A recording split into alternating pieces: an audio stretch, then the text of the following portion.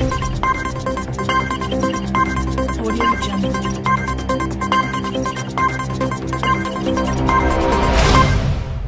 There's no love lost between the two camps, that's for sure. Now and again that happens. It looks to me like it comes from Canelo's side. He doesn't want to do the face-offs.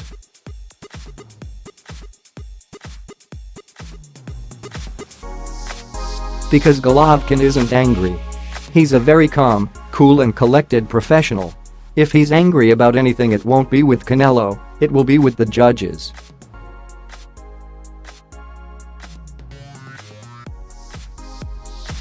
In my book, he won the first fight and did enough to win it. It went down as a draw though. This time the judges will be under a lot of scrutiny, as they should be, so I think we'll get a fair decision.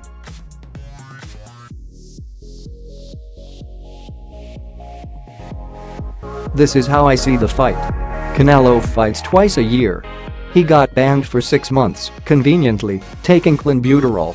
Being out of the ring won't affect him, I don't think, but what might affect him is how his preparation has changed, because he's not using clenbuterol anymore.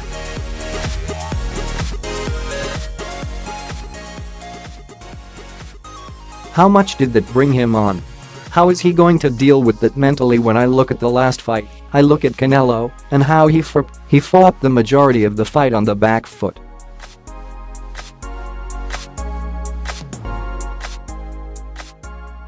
Almost all of the latter rounds he was on the back foot. That's not the way to beat Golovkin. Can he come and stand toe-to-toe with Golovkin? Can he outbox him? I'm not sure he can.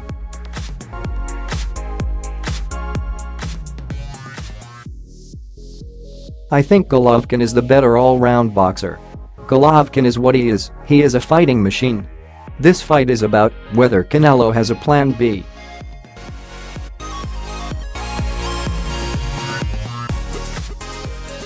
What else can he do, and can he do it without the clenbuterol?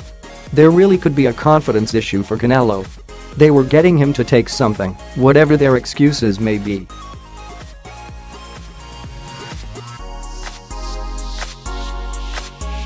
At the end of the day, that stuff was in his system, and mentally he must have felt that gave him an edge.He. He's not got that this time, so is the mental edge gone. Golovkin goes into this fight knowing the judges will be under a lot of scrutiny and that Canelo will have to come in clean.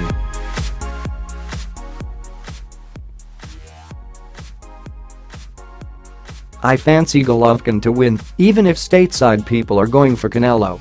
He's the younger guy, but I feel Golovkin will be all round too much of a better fighter for him.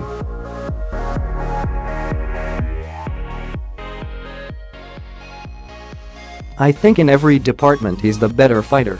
The only thing for Golovkin is, will he become an old man overnight like Sergey Kovalev did against Eleider Alvarez?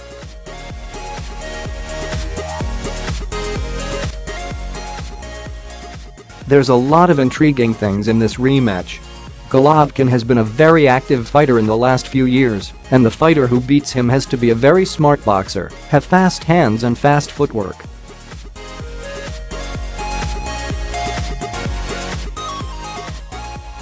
It's all about speed and a good boxing brain against Golovkin. I fancy my man Billy Joe Saunders to have a good chance against him, but I don't think Canelo is the right operator.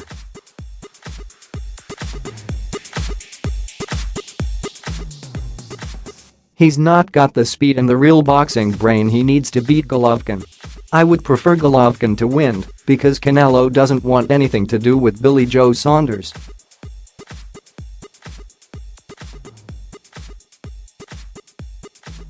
When Bill fought David Lemieux in Canada, who's a golden boy fighter, I looked across at Eric Gomez, who does all their matchmaking.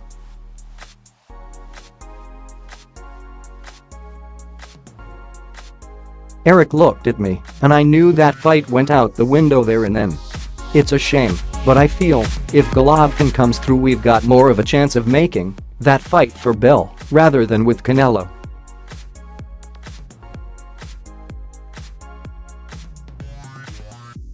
Amir Khan should retire.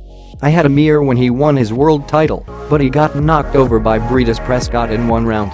People say he hasn't got a chin, but that's not true.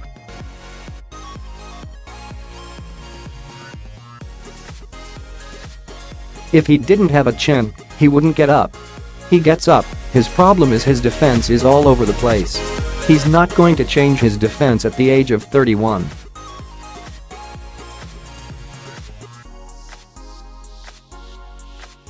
He's too easy to hit.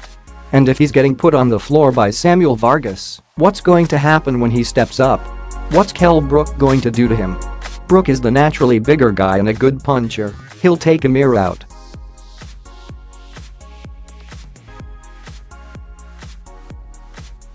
Josh Warrington and Carl Frampton is happening at the Manchester Arena on 22nd December. This is one of those great matchups that could end up being a trilogy between two of the best supported fighters in the UK.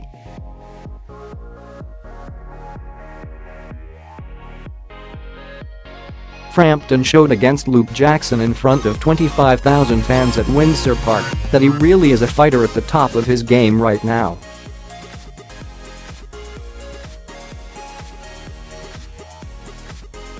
Jamie Moore and the Nigel Travis have done a great job breathing new life into the Jackal, and he'll fancy he can win his 4th world title.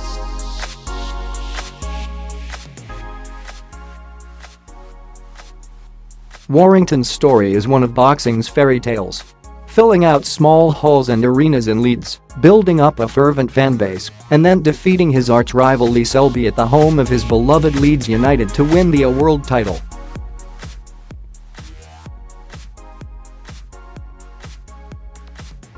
He will fight for and expect the red and gold of the IBF belt to be firmly on his mantelpiece at the start of 2019. The fans will benefit from this one, it will be a great fight.